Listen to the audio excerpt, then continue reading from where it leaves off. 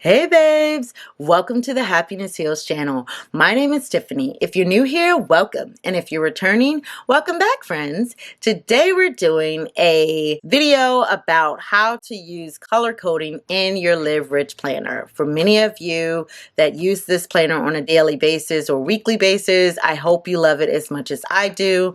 I really am enjoying the new 2021 edition with all the pretty floral decorating, and I want to jump in and show you some ways in which you can use color coding in order to enhance your planning experience. For those of you that are getting familiar with the new 2021 version with the florals or even the geometric pattern, I hope that you love it as much as I do. I am in the process of transitioning a lot of my planning techniques or improving them in order to make this planner really functional for me, and I wanted to share with you some creative ways in order to use color coding in your planners. I've just started with this planner, so I will be using this as a reference, as well as I will also be referencing my 2020 edition, which also shows ways in which I was using color coding in prior spreads as well. So let's jump right into it. I'm going to start off by actually showing you how I've used color coding in my July monthly spread. As you can see, I am using color dots here in different colors to show what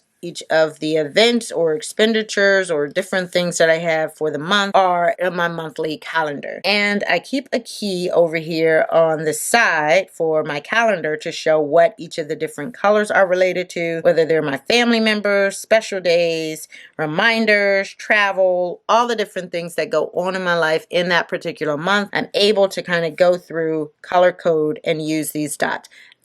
So this spread is actually using the Tombow Play Color Dot, and I have a video in which I talk about the great ways in which to be able to compare these to the Zig color dots. So I recently posted a video about using the Tombow color dots as well as the Zig clean color dots, and it talks about some of the pros and cons of both of these different brands, and this is an example of how you can use these dots in order to do color coding in your Live Rich planner. I actually use the Tombow ones for this one because I really wanted bright, vibrant colors to go along with my theme. And as I mentioned, I put a color key here on the side that allowed me to kind of allocate what each of the colors would be in my planner. That is a way that you can use color coding on your monthly calendar. Also throughout your planner in order to dedicate colors to specific individuals and or categories in your planning process. Now, I also want to pull up my 2020 Live Rich planner because I actually did a lot more color coding in this planner simply because I used it for an entire period, and I used a lot of color coding in different ways.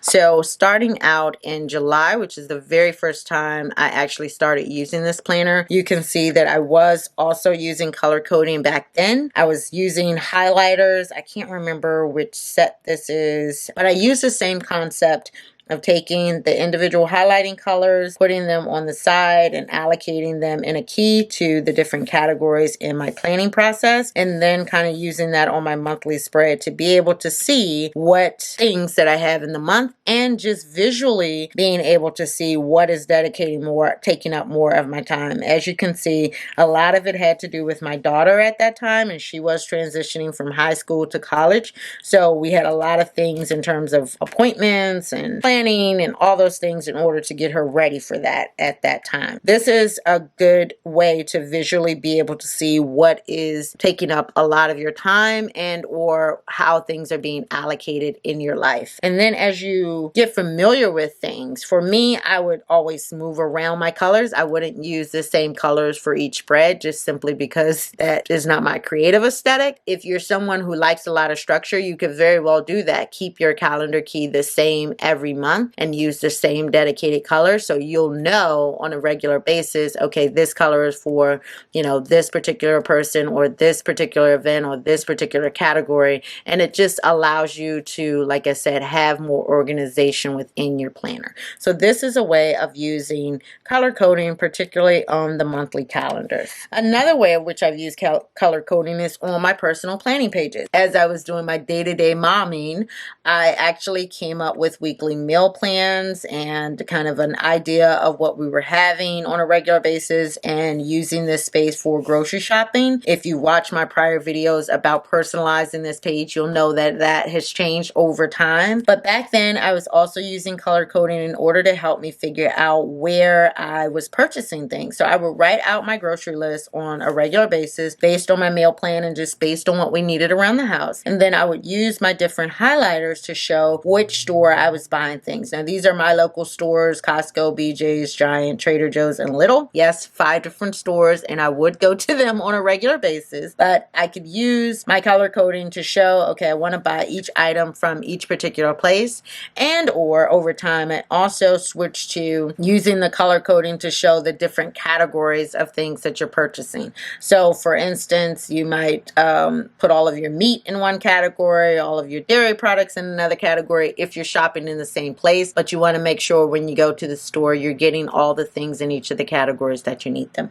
That's another way in order to be able to use your highlighters or your color dots as a way to categorize what you need while you're planning. Okay, and this is yet another way in which you can use color coding in your planner. And you can see, for me, primarily I use it in my monthly calendars, but you can also use it in your personal planning pages, and you could also use it in your weekly spreads. And I'll talk a little bit about that, even though I don't have examples of how to use it. For this particular spread, this was June of this year, and I was using my colored markers in order to do the same concept in terms of color coding. So I would actually use a particular color to indicate each person, and I would write out the events or the things that they were associated with in my planner without actually doing the highlighting and or color dot. This is another way, if you don't have the color dot markers or you don't have highlighters, but you do have markers of any type, I would primarily recommend fine tip markers,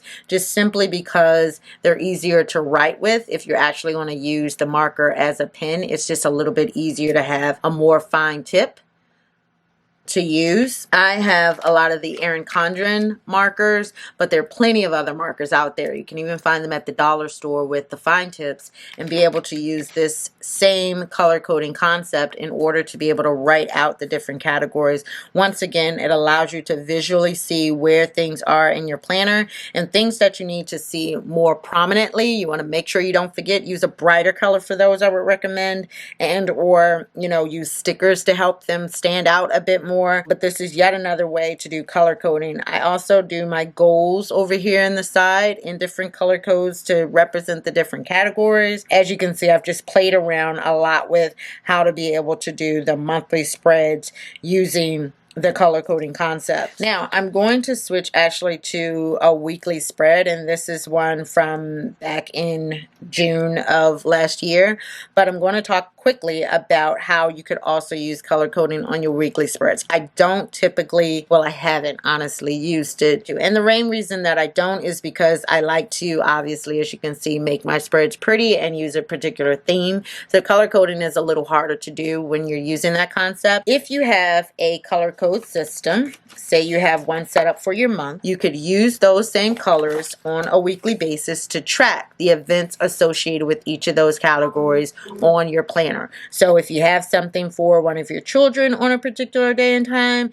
then that event would be either written in that color or highlighted in that color or even boxed off in that color to be able to color code throughout the week and each day in terms of who is having that or what that dedicated time is associated with, whether it's individuals in your household, whether it's different types of things that you do on a regular basis. It's a way of being able to do that. Now, for me, I use stickers in that same way. So for my cleaning, I like to keep an idea of what I'm doing each day for that. For planning, I like to keep a section for that. For my home tasks, I like to keep a section for that. These are called my systems, the things that I do on a weekly basis, on a daily basis that are dedicated in my planner. Rather than use stickers, I very well could use a color coding system to be able to allocate those things. Also, I have time normally in my planner for for work, and then, you know, family time or me time. And I could very well use color coding in order to allocate each of those different times. So things for associated with work or dedicated to work could be in, let's say, orange, and then things for my me time could be in pink, and then things for my family or, you know, other tasks that I have to get done could be in green or gray or whatever other colors that I wanted to use. So those are ways in which you can use color codings in your weekly spreads in order to be able to track visually what you have going on and what different categories. I would say if you're doing that, it probably would make things more cohesive if you use the same color coding system from your monthly calendar on your weekly spreads week to week, so that you can get familiar with what color is associated with which thing, and it looks more consistent week to week in your planner as you get more familiar with how you want to customize this planner for your needs. So those are just a few hopefully good ideas for how you can use color coding in your planning, whether you're using markers, whether you're using the dot markers, whether you're using different color ink pens. I mean, even black, blue, and red ink pens are a form of color coding. You can use them in a way to color code. So you can use a full plethora of different ideas, use what you have on hand in order to make this concept work for you and your planning style. If you use color coding in your planner and you have other ideas that you would like to share with our community in terms of how you use them in your Live Rich planner, please leave them in the comments below. If you like this video, please give it a thumbs up. Also, make sure you hit the subscribe button as well as the notification bell so you'll be informed the very next time we have something to share on the Happiness Heals channel. Take care.